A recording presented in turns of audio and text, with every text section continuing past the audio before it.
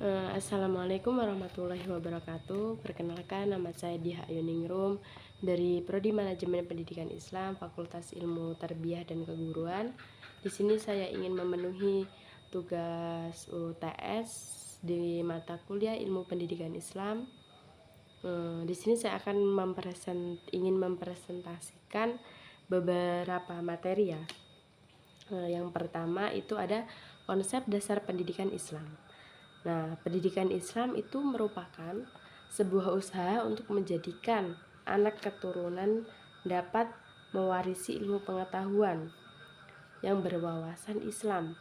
Setiap usaha dan tindakan yang disengaja untuk mencapai tujuan itu harus mempunyai sebuah landasan atau dasar tempat berpijak yang baik dan kuat.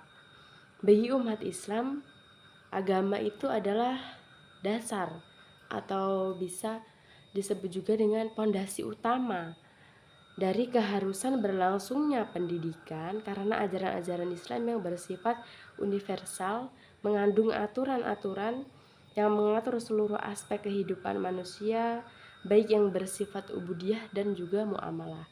Nah, seperti apa sifat ubudiyah tersebut? Sifat ubudiyah itu seperti mengatur hubungan manusia dengan Tuhannya, sedangkan muamalah itu mengatur hubungan manusia kepada sesamanya, jadi sesama manusia. Nah, selanjutnya yaitu ada tujuan pendidikan Islam. Nah, tujuan pendidikan Islam itu untuk menciptakan pemimpin-pemimpin yang selalu amar ma'ruf nahi mungkar. Sebagaimana disebutkan di dalam firman Allah Subhanahu wa taala dalam surat Al-Baqarah ayat 30, yaitu yang artinya, ingatlah ketika Tuhan berfirman kepada malaikat, sesungguhnya aku hendak menjadikan seorang khalifah di bumi. Quran surat Al-Baqarah ayat 30.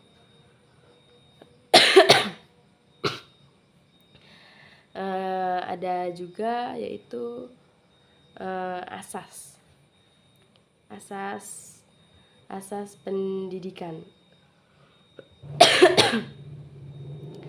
Asas pendidikan yaitu ketentuan yang harus dipedomani atau menjadi pegangan dalam melaksanakan pendidikan agar tercapainya sebuah tujuan. Nah, macam-macam asas pendidikan itu ada banyak ya.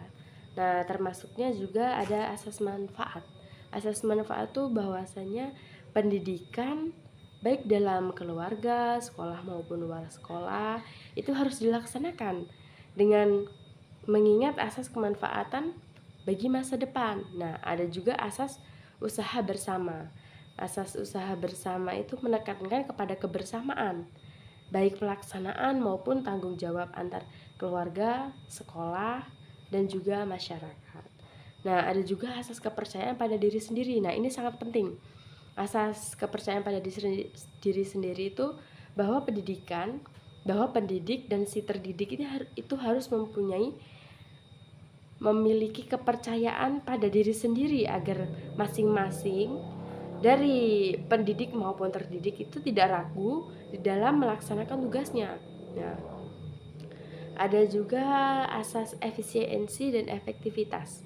Asas ini tuh yang dalam menghadapi pendidikan memiliki kehematan dalam keberhasilan serta hasil guna yang tinggi. Yang selanjutnya yaitu pembinaan dan tanggung jawab pendidikan Islam.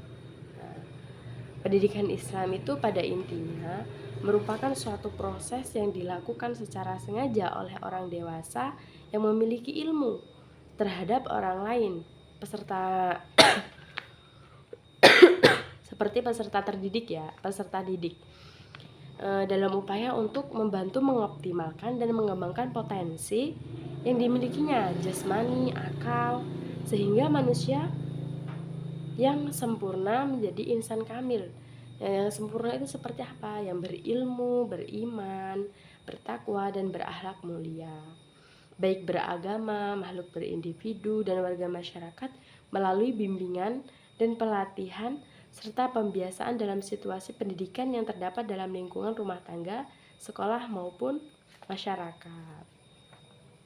Nah, ada juga tanggung jawab pendidikan Islam. pendidikan itu pendidikan yang efektif dalam pendidikan Islam itu memiliki serangkaian kualitas yang memungkinkan mereka berinteraksi dengan siswa secara efektif. Mereka memiliki pemahaman mendalam tentang prinsip-prinsip dan praktik Islam yang mereka gunakan untuk memandu pengajaran dan interaksi dengan siswa.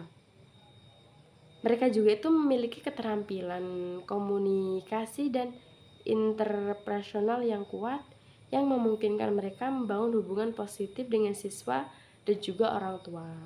Nah, ada juga tanggung jawab alat pendidikan Islam ya.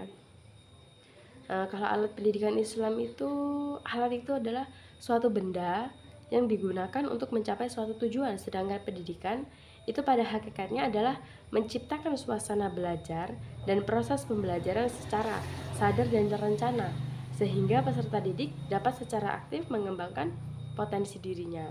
Nah, sementara itu pendidikan Islam itu diartikan sebagai bimbingan pertumbuhan rohani dan jasmani sesuai dengan ajaran Islam untuk membimbing, mengajar, melatih, membina, dan juga mengawasi.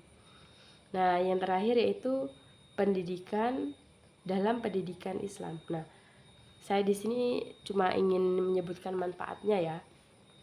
Bahwa manfaatnya itu yang pertama, pelajaran akan lebih menarik jika ada pendidikan dalam pendidikan Islam tersebut kan. Pelajaran itu akan lebih menarik perhatian